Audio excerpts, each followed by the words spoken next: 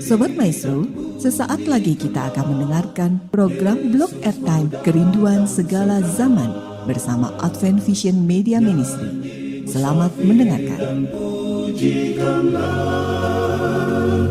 Yesus mau datang segera. Shalom para pendengar yang dikasihi Tuhan dimanapun Anda berada. Kita berjumpa kembali dalam program Kerinduan Segala Zaman yang diselenggarakan oleh Advent Vision Media Ministry bersama saya Dr. Grace Rantung. Para pendengar yang budiman, program Kerinduan Segala Zaman adalah program yang membahas khusus tentang buku Kerinduan Segala Zaman. Suatu buku yang diilhamkan Tuhan dan telah mengubah kehidupan banyak sekali orang. Oleh karena buku ini khusus membahas tentang juru selamat kita, yaitu Yesus Kristus. Nah, para pendengar sekalian, pada beberapa saat ke depan, kita akan menggali kebenaran-kebenaran yang mengagumkan dari Alkitab dan dari buku Kerinduan Segala Zaman. Silakan Anda bisa menghubungi nomor telepon 0877 1616 1637. Saya ulangi nomor telepon 0877 1616 1637. Bila saudara memiliki komentar ataupun pertanyaan mengenai pembahasan pada saat ini. Dan saat ini bersama dengan kami telah hadir narasumber kita, Pendeta Cucu Elias. Shalom Pendeta Cucu. Shalom Dr. Grace. Dan saya juga didampingi oleh saudara-saudara saya, Ibu Mary Nusawakan. Shalom Bu Mary. Shalom Dr. Grace. Kemudian Saudari Monica. Shalom Monica. Shalom Dr. Grace. Dan juga Dr. Alvin Rantung. Shalom Dr. Alvin. Shalom Dr. Grace. Para pendengar yang dikasihi Tuhan, mari kita akan dengarkan ringkasan bagian yang pertama dari bab yang ke-48 dengan judul Siapakah yang Terbesar. Silakan Pendeta Cucu. Baik saudaraku yang dikasih oleh Tuhan, sebagaimana disebutkan tadi, kita akan memasuki satu pelajaran pada pasal yang ke-48 dari buku Kerinduan Segala Zaman dengan judul Siapakah yang Terbesar. Untuk itu mari kita awali dengan doa. Ya Allah, Bapa kami yang bertahta dalam kerajaan sorga, bila mana kami mempelajari firman-Mu bersama saudara kami dan juga saudara kami yang mendengarkan siaran radio ini, Tuhan memberkati dan mengurapi kami dengan Roh Kudus, membukakan hati dan pikiran kami untuk menerima terang kebenaran Tuhan. Bimbing kami selalu ya Bapa, dan biarlah pengajaran-Mu, firman-Mu hidup dalam hati kami dan dalam segala kehidupan kami. Kami mohonkan tuntunan-Mu dalam nama Yesus, Juru Selamat kami ajaib. Amin. Baik saudaraku sekalian, bila mana kita mendengar judul ini, siapakah yang terbesar? Ini adalah sebuah pertanyaan yang muncul dari seorang murid Yesus yang mempertanyakan tentang sesungguhnya siapakah yang terbesar, dan mungkin lebih dalam lagi mereka sedang berharap bahwa salah satu di antara mereka menjadi orang yang terbesar. Baik saudaraku sekalian, sebelum cerita ini muncul, ada kisah yang perlu dimasukkan di dalam rangkaian cerita ini yang terdapat dalam Matius pasal 17 sebelum masuk ke pasal 18 tentang siapakah yang terbesar. Dalam pasal 17 ayat 22-23 disebutkan sebuah pernyataan Yesus tentang rencana kehidupannya dan rencana misinya, bahwa anak manusia akan diserahkan ke dalam tangan manusia dan mereka akan membunuh dia. Pada hari ketiga ia akan dibangkitkan. Saudaraku sekalian, perkataan Yesus ini kelihatannya tentu sangat membawa kesedihan bagi para murid-murid. Namun para murid-murid ini seolah-olah tidak terlalu terganggu pada akhirnya, karena mereka masih memperbincangkan tentang siapa yang terbesar. Dan mereka sedang berjalan dengan Yesus sesungguhnya, dan mereka sengaja jalannya agak pelan-pelan supaya agak jauh dari Yesus, supaya mereka bisa berbincang lebih leluasa tentang siapa sesungguhnya nanti yang lebih besar di antara kita. Tapi rupanya Yesus tahu tentang perbincangan itu.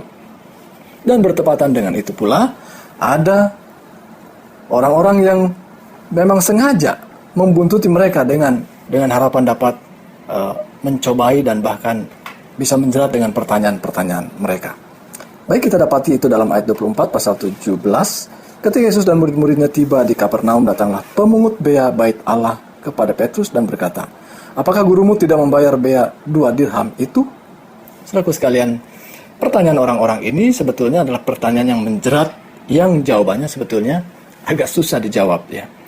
Mau dijawab bayar, sebetulnya ada juga tantangannya. Mau nggak bayar juga, ada juga masalahnya. Rupanya Petrus yang seringkali tergopoh-gopoh untuk menjawab. Dia segera ingin menjawab, ya kami juga bisa bayar itu. Dan akan bayar nanti ya. Tetapi sesungguhnya, saudaraku sekalian, jawaban Petrus ini yang seringkali mewakili para muridnya, jawaban yang sebenarnya telah membuat keyakinan atau meneguhkan keyakinan orang-orang bahwa Yesus adalah bukan nabi, bahkan bukan Mesias. Sebab pertanyaan ini diajukan untuk menunjukkan bahwa kalau orang-orang yang membayar itu adalah orang-orang, kebanyakan dari orang Israel harus membayar.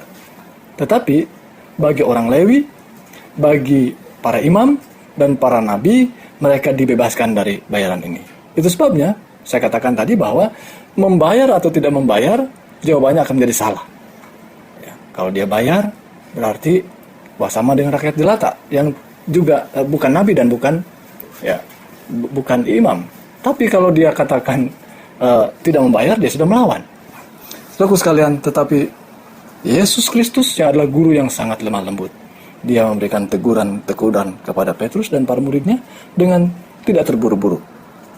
Kemudian, ringkas cerita saya ingin sampaikan bagaimana Yesus memberikan tegurannya dan memberikan pelajaran. Yesus meminta murid-muridnya untuk pergi memancing, seperti digambarkan dalam ayat yang ke-27. Tetapi supaya jangan kita menjadi batu sandungan bagi mereka, pergilah memancing ke danau, dan ikan pertama yang kau pancing tangkaplah, dan bukalah mulutnya, maka engkau akan menemukan mata uang 4 dirham di dalamnya. Ambillah itu dan bayarkanlah kepada mereka, bagiku dan bagimu juga. Saudaraku sekalian, kelihatannya Yesus tidak mau berbantah-bantah. Tetapi Yesus mau para muridnya mengambil kesimpulan penting tentang siapa dirinya dan mengapa mereka harus melakukan itu. Yesus mau tunjukkan bahwa bagaimana seekor ikan yang ditangkap, dipancing, dan kemudian ada uang logam di dalamnya. Satu hal yang mustahil sesungguhnya. Tetapi Yesus mau tunjukkan bahwa dialah penguasa, pemilik alam semesta ini. Tetapi Yesus tidak memberikan kesimpulan itu dengan dipaksakan. Yesus meminta mereka membuat kesimpulan sendiri. Dan sesungguhnya Yesus mau tetap mengarahkan bahwa satu saat hidupnya akan diserahkan dan akan mati dibunuh dan akan dibangkitkan. Tapi mereka lupa tentang misi Yesus Kristus, sehingga mereka terus saja berpikir tentang siapa yang terbesar. Dan pada akhirnya dalam perjalanan itu terpaksalah mereka membuka perbincangan kepada Yesus. Dalam ayat yang pertama dalam pasal 18 sebutkan, pada waktu itu datanglah murid-murid itu kepada Yesus dan bertanya kepadanya, siapakah yang terbesar dalam kerajaan sorga? Kemudian Yesus memanggil seorang anak di tengah-tengah mereka, dan aku berkata kepadamu, sesungguhnya jika kamu tidak bertobat dan menjadi seperti anak kecil ini, kamu tidak akan masuk ke dalam kerajaan sorga. Saudara yang dikasihi oleh Tuhan dan para pendengar setia Radio Maestro, kami merindukan bahwa kita boleh memahami cerita ini, bahwa Yesus mau kita hidup memiliki kerendahan hati. Yesus mau para muridnya dan para pengikutnya tidak meninggikan diri, menunjukkan siapa yang hebat, siapa yang terbesar, dan siapa yang mungkin melakukan yang dianggap sangat bermanfaat dan berguna bagi banyak orang, dan pada akhirnya kita meninggikan diri. Sesungguhnya orang-orang yang di dalam kerajaan sorga adalah orang-orang yang masuk ke sana adalah orang-orang yang rendah hati, yang dijauhkan dari kesombongan. Bahkan kita melihat dalam cerita kitab suci bahwa bintang kejora yang adalah gambaran daripada setan, yang adalah kejatuhannya oleh karena kesombongannya, dan dia menganggap sangat penting untuk menjadi setara dengan Allah. Tetapi pengajaran Kristus justru sebaliknya, dia menganggap justru kesetaraan dengan Allah itu bukanlah milik yang harus dipertahankan. Itulah kutipan firman Tuhan yang terdapat dalam Filipi 2 ayat 6-8. Artinya sekali lagi, umat-umat Tuhan diajak, didorong untuk hidup rendah hati, satu dengan yang lain, menghargai, dan roh surga adalah roh kerendahan hati. Baik, demikian ringkasan dari buku ini, Siapakah yang Terbesar. Terima kasih pendeta. Cucu para pendengar yang dikasihi Tuhan, oleh memandang kita diubahkan. Jika pandangan hidup kita adalah kepada anak domba Allah, Yesus Kristus, maka hidup kita akan diubahkan menjadi seperti Dia. Diri akan menjadi kurang penting dan sedapat mungkin kita akan menghindari pertentangan dengan orang lain. Kami berharap para pendengar terus bergabung dengan Advent Vision Media Ministry dalam pembahasan bab yang ke-48 dari buku Kerinduan Segala Zaman. Jika saudara memiliki komentar, pertanyaan, bahkan permohonan untuk didoakan, Silakan Anda bisa menghubungi nomor telepon 0877 1616 1637. Saya ulangi nomor telepon 0877 1616 1637. para pendengar yang dikasihi Tuhan, saudara masih terus bersama program Kerinduan Segala Zaman yang mengkompilasi kisah kehidupan Yesus dari keempat penulis Injil, Matius, Markus, Lukas, dan Yohanes. Dan saat ini kita sedang membahas bab yang ke-48 dengan judul Siapakah yang Terbesar. Baiklah, Pendeta Cucu, Saudari Monica, Ibu Mary, Dr. Alvin, saya memberikan komentar lebih dulu ya. Tadi Pendeta Cucu sudah menyampaikan bagaimana murid-murid ini sibuk fokus dengan siapakah yang terbesar. Sementara kita tahu pada bab sebelumnya Yesus sedang bergumul menghadapi kesusahannya untuk penganiayaan dan pergumulan yang besar di hadapan. Dia sudah kasih tahu sama murid-muridnya, akan tetapi mereka tidak ngeh. Malah mereka sibuk untuk mencari tahu siapa yang terbesar. Sekarang melihat pada kehidupan kita sekarang, Pendeta, di mata dunia, orang yang sukses adalah orang yang mempunyai ambisi di dalam dirinya. Kalau dia nggak punya ambisi untuk to be the best, untuk menjadi lebih baik dari yang sana, karena persaingan ada di mana-mana, untuk bekerja, untuk bisnis. Kalau kita tidak lebih baik dari pesaing kita, maka kita akan ditinggalkan. Sementara apa yang Tuhan ingin sampaikan dalam pelajaran, baik kepada Petrus ketika dia mengatasi kecerobohannya Petrus, Tuhan menunjukkan kerendahan hatinya, tetapi tetap dalam prinsip. Kemudian yang dia selalu tunjukkan adalah teladan kerendahan hati. Gimana Pendeta menanggapi hal ini? Ya, memang ini adalah sebuah tantangan ataupun godaan yang tidak seorang pun luput dari hal ini. Sebab setiap orang punya yang namanya ego atau apa ego ini? Ya, karena tanpa ego orang tuh seperti tidak mau bergerak apa-apa. Namun demikian, ya seolah-olah seperti motivasi ya. Tapi mungkin kita harus membatasi ego yang dalam arti positif, bahwa apa yang sedang diperjuangkannya adalah untuk kepentingan lebih banyak orang. Itu sebabnya para pemimpin-pemimpin kita pada waktu dia mempromosikan dirinya selalu berbicara atas nama rakyat. Padahal saya nggak tahu apakah rakyat mana yang sedang di atas namakan, rakyat yang di rumah atau rakyat yang mendukung dia dan sebagainya. Tapi artinya bahwa inilah tantangannya sebagai seorang Kristen sekalipun yang mungkin sudah lama bergaul dalam kehidupan kekristenan, yang sudah lama bergaul dalam kehidupan bersama dengan Yesus, seringkali juga lupa tentang misi apa yang Yesus lakukan. Seperti murid-murid ini sungguh amat lupa ya. Padahal Yesus baru saja berbicara tentang misinya, tentang kematiannya, tetapi mereka sama sekali melupakan. Itu sebabnya untuk kita juga kita harus kembali memandang kepada pekerjaannya, salibnya yang sungguh berkuasa untuk membawa keselamatan. Biarlah kita tetap memandang, dan dengan memandang kita diubahkan ya. Terima kasih Pendeta. Jadi betul-betul fokus kita hanya pada Yesus yang dia akan memurnikan motif. Kalau tadi Pendeta menyampaikan, boleh saya ganti katanya dengan motif kita untuk ambisi itu dalam tanda kutip, apakah itu untuk keselamatan jiwa orang lain, untuk kebaikan orang lain, atau semata-mata untuk kepentingan diri ya. Ibu Mary silakan. Ya, terima kasih Dr. Grace. Dan mungkin salah satu contoh dari contoh yang tadi Dr. Grace katakan, pada waktu Raja Soleman ya, dulu Tuhan bilang apa yang kamu minta dari saya. Dia tidak meminta kekayaan atau dia tidak ambisi untuk posisi yang tinggi atau materi yang banyak, tapi dia minta Tuhan memberikan hikmat kepadanya. Sehingga dengan hikmat itu dia juga menjadi kaya, menjadi besar, itu karena berkat Tuhan. Dan saya rasa itu karena ketergantungannya sama Tuhan, bukan karena keinginan untuk menyombongkan diri. Dan di dalam buku Kerinduan Segala Zaman yang halaman 480 dikatakan di sana, dan keinginan untuk meninggikan diri telah membawa perselisihan ke dalam istana surga dan telah membuangkan sejumlah besar bala tentara Allah. Dikatakan di sana, perselisihan untuk mendapat tempat tertinggi adalah pekerjaan roh yang sama yang menjadi permulaan pertentangan besar dan yang telah membawa Kristus dari surga untuk mati. Jadi dengan kata lain ini adalah pekerjaan setan kalau terjadi perselisihan untuk mendapat tempat tertinggi. Terima kasih.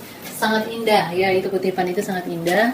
Dan saya yakin masing-masing kita tersentuh atau diberkati dengan diingatkan kembali bahwa jika kita ingin mementingkan diri, para pendengar sekalian, saya yakin saudara pun akan dituntun oleh Roh ketika diingatkan bahwa Tuhan menjadi contoh oleh karena keinginan setan untuk meninggikan diri sehingga dia harus mati. Silakan Monica. Terima kasih Dr. Grace. Saya tertarik dengan siapakah yang terbesar karena tidak dipungkiri saat ini semua orang mempunyai sifat ini, terutama untuk menjadi lebih besar. Yang saya tanyakan sebenarnya boleh nggak sebenarnya kita untuk punya keinginan untuk menjadi lebih besar gitu. Walaupun nanti kita lihat motivasinya mungkin untuk lebih baik atau gimana gitu. Sebenarnya bisa nggak kita terutama sebagai orang-orang Kristen mempunyai keinginan lebih besar tapi kita dengan sisi positifnya gitu. Apakah boleh walaupun kita gunakan kata saya ingin menjadi lebih besar gitu. Tergantung motifnya. Baik, terima kasih dari Monica. Mungkin istilahnya saja yang mungkin saya kira kita ganti ya, sebab mungkin menjadi terbesar sepertinya sudah konotasi negatif ya. Namun mungkin di dalam hidup berorganisasi, sebutlah kelompok kecil, pendalaman Alkitab, ada gereja, ada sinode, ada konferensi istilahnya. Selalu tentu di sana ada pemimpin yang dianggap orang menyebutnya yang lebih besar daripada yang lainnya, terbesar barangkali ya. Tetapi dari sisi Alkitab, mereka yang memiliki kedudukan itu adalah yang memang memiliki karunia. Karunia kepemimpinan itu adalah sebuah karunia. Ya. Demikian juga pelayanan-pelayanan yang lainnya adalah karunia-karunia. Bila mana kita terpanggil untuk itu dan memang meyakini, mengimani bahwa itulah panggilan kita sebagai pemimpin, kita pun perlu menghargai karunia itu. Sebab tanpa pemimpin, kita juga ada banyak umat tercerai-berai karena tidak ada pemimpin. Jadi itu kita perlu menilainya sebagai sebuah karunia roh. Oke, terima kasih. Berarti Roh akan menuntun kalau memang dipanggil untuk menjadi pemimpin, bukan besar dalam arti yang negatif kan. Sebelum Dr. Alvin memberikan sedikit komentar, saya ingin melihat satu kutipan yang sangat indah. Sebelum kehormatan adalah kerendahan. Amsal juga menuliskan hal itu di dalam halaman 481. Dan murid yang paling sederhana adalah yang paling mantap dalam pekerjaan bagi Allah. Tapi bila manusia meninggikan dirinya sendiri sambil merasa bahwa mereka diperlukan untuk kemajuan Allah yang besar itu, rencana Allah yang besar itu, maka Tuhan akan mengesampingkan mereka. Karena Tuhan tidak bergantung pada mereka. Pekerjaan tidak akan berhenti karena mereka dikeluarkan daripadanya, melainkan maju terus dengan kuasa yang lebih besar. Ini amaran buat kita semua, saya yakin ya. Silakan Dr. Alvin. Baik, terima kasih. Pendeta, kalau kita lihat pengalaman bagaimana ketika Yesus menyuruh Petrus mengambil uang dari mulut ikan itu sebanyak 4 dirham tadi, mungkin kita bisa, bagi saya sendiri aplikasinya adalah seringkali kita menolong orang itu langsung kasih uang. Tapi Yesus tidak ini ya. Diajarkan kita kasih kail dulu, baru uang muncul. Artinya Yesus kan sebenarnya bisa, Petrus ini uang jadi ada. Pungusan ada uang di situ. Tapi dia enggak. Dia tahu Petrus ini suka pekerjaannya nelayan, suka memancing tentunya. Itu pekerjaan yang biasa dia bisa buat. Dan dia suruh Petrus untuk mancing dulu. Baru mancing baru dapat uang untuk dikasih. Artinya Yesus mengajarkan kepada kita bahwa kita berikan pancing, baru itu uang keluar. Jadi seringkali kata-kata statement yang sering dipakai oleh pemimpin negara kita juga, berikan pancing, baru dia ngomong itu Alkitabiah bagi saya. Bagaimana pendeta? Benar sekali, karena rupanya jangan-jangan mereka mengutip itu memang dari Alkitab. Cerita Alkitab. Karena ada dengung Alkitab ini yang ya secara budaya diterima oleh banyak budaya di seluruh dunia, tapi mungkin mereka sudah lupa sumbernya dari mana. Alkitabiah, puji Tuhan. Terima kasih banyak. Jadi yang tadi itu ternyata mungkin ada yang menyontek dari firman Tuhan ya. Para pendengar sekalian, kita telah mengakhiri diskusi bagian yang pertama untuk bab 48, siapakah yang terbesar. Jika seseorang ingin menjadi terdahulu, hendaklah ia menjadi yang terakhir dari semuanya. Sesuatu yang sangat tidak mudah tentu saja, tetapi bila kasih Yesus meliputi jiwa kita, maka kemarahan kita akan berubah menjadi pengampunan, kebimbangan-kebimbangan kita akan menjadi harapan, roh bersungut-sungut akan menjadi roh untuk bersyukur karena kuasa Kristus yang memberi damai di hati telah menjadi bagian kita. Mari para pendengar sekalian, kita alami mujizat Tuhan yang akan mengubah karakter kita menjadi seperti Yesus yang Maha Pengasih. Teruslah bersama Advent Vision Media Ministry mempelajari kehidupan Yesus melalui pembahasan buku Kerinduan Segala Zaman.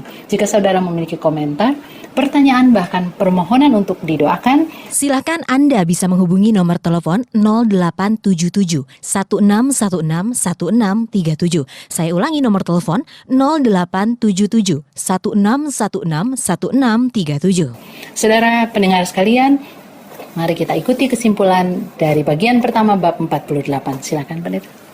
Baik, saudaraku sekalian, bila mana kita sudah mendengarkan banyak hal yang kita gali daripada pasal ini, saya ingin mengakhiri dengan sebuah statement yang sudah dibaca tadi, bahwa pekerjaan ini tidak berhenti karena kita sudah keluar dari pelayanan ini. Seringkali ketika saya memiliki sebuah keahlian dan saya sangat berguna bagi pelayanan ini, dan mungkin tidak ada orang lagi yang bisa seperti saya, maka pelayanan ini akan berhenti kalau saya keluar. Dan ada banyak pemikiran seperti itu dari kami dan juga banyak orang lain. Tetapi ingat bahwa pernyataan ini sungguh tegas, pekerjaan akan terus maju dengan kuasa yang lebih besar. Boleh jadi mungkin tanpa kita, ketika kita merasa diri lebih unggul. Baik, dan ingat kita perlu juga menginginkan ya yang lebih besar, tapi bukan kuasa Allah tetapi tabiatnya. Itu yang perlu kita garis bawahi. Kita menjadi setara tetapi dalam tabiatnya, bukan kuasanya. Tuhan berkati, mari kita tutup dengan doa. Ya Allah, Bapa yang penuh kasih, terpujilah nama-Mu. Oleh karena pengajaran firman Tuhan yang kami telah terima, kami diskusikan, dan kiranya lebih lagi terserap dalam pemikiran kami dan kami oleh kuasa Roh Kudus Tuhan yang sama. Kami dimampukan untuk menghidupkan setiap pengajaran Tuhan, untuk hidup rendah hati di hadapan-Mu. Ya Bapa, kami juga mohon berkat untuk para pendengar semua yang telah mendengarkan siaran ini, agar mereka diteguhkan dalam iman, dan oleh kuasa Roh-Mu juga kami boleh diperbaiki dalam tabiat, sehingga tabiat kami semakin serupa dengan tabiat Kristus. Dan ya Tuhan, bila mana ada pergumulan-pergumulan daripada para pendengar semua, bila mana Engkau mendengar seru doa kami, Tuhan berkenan juga memberikan solusi bagi setiap problema yang kami hadapi. Itulah doa dan pengharapan kami ya Tuhan. Kami bawa doa yang sederhana ini hanya di dalam nama Yesus Kristus, penolong kami dan juru selamat kami ajaib. Amin. Para pendengar yang dikasihi Tuhan, kami berdoa semoga berkat limpah dari Yesus menjadi bagian para pendengar semua. Kiranya Tuhan memberkati kita semua, adalah doa dan harapan kami. Sampai jumpa. Sobat Maestro, Anda telah mendengarkan program Blog Airtime Kerinduan Segala Zaman dari Advent Vision Media Ministry. Terima kasih atas kebersamaan Anda. Tuhan memberkati. Yesus mau datang segera.